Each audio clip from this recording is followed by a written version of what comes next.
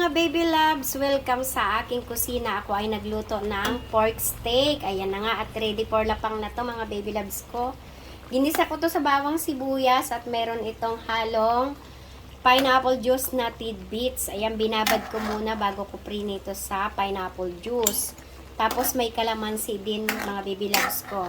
Ayan, ready for lapang na to mga baby loves na aking pork steak. Ayan ang mga hinalo ko. At meron ito, syempre, sibuyas at ano ba yung patatas. Yun lang mga baby loves. Kung nagustuhan yung aking niluto, pa-share naman and comment dyan kung saan nakarating ang aking ang aking video ito. Salamat.